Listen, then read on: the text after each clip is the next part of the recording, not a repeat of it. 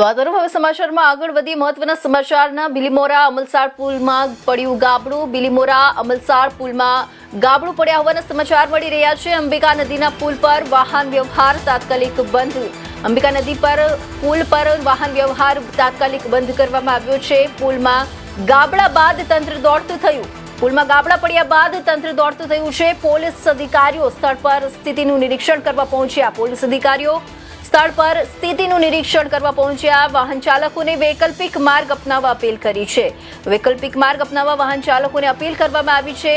સલામતીના ભાગરૂપે પુલ સંપૂર્ણ બંધ કરાયો છે. તો આ એક અંબિકા નદીના પુલ પર વાહન વ્યવહાર તાત્કાલિક બંધ કરાયાના મહત્વના સમાચાર. બિલીમોરા અમલસાડ પુલમાં ગાબડું પડ્યું છે. પોલીસ અધિકારીઓ સ્થળ પર સ્થિતિનું નિરીક્ષણ કરવા પહોંચ્યા. વાહન ચાલકોને વૈકલ્પિક માર્ગ અપનાવવા અપીલ કરવામાં આવી છે. સલામતીના ભાગરૂપે પુલ સંપૂર્ણ બંધ કરાયો છે.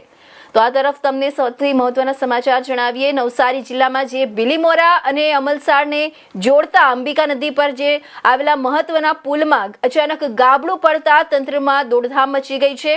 ઘટનાની જાણ થતાં જ પોલીસ અને માર્ગ મકાન વિભાગના અધિકારીઓ તાત્કાલિક સ્થળ પર પહોંચ્યા હતા અને પુલની સ્થિતિનું નિરીક્ષણ શરૂ કર્યું છે. કોઈ અનિચ્છનીય અકસ્માત ન સર્જાય તે માટે સલામતીના ભાગરૂપે પુલ પરથી તમામ પ્રકારના વાહન વ્યવહારને તાત્કાલિક અસરથી બંધ કરી દેવામાં આવ્યો છે. આ પુલ બિલીમોરા અને અમલસાડ વચ્ચેનું મુખ્ય જોડાણ હોવાથી દરરોજ મોટી સંખ્યામાં નાના મોટા વાહનોની અવરજવર રહે છે. પુલમાં ગાબડું પડતા વાહન ચાલકોને ભારે હાલાકીનો સામનો કરવો પડી રહ્યો છે. પોલીસ દ્વારા બંને છેડે બેરિકેડિંગ કરી વાહનોને રોકવામાં આવી રહ્યા છે અને લોકોને વૈકલ્પિક માર્ગનો ઉપયોગ કરવાની અપીલ કરવામાં આવી છે.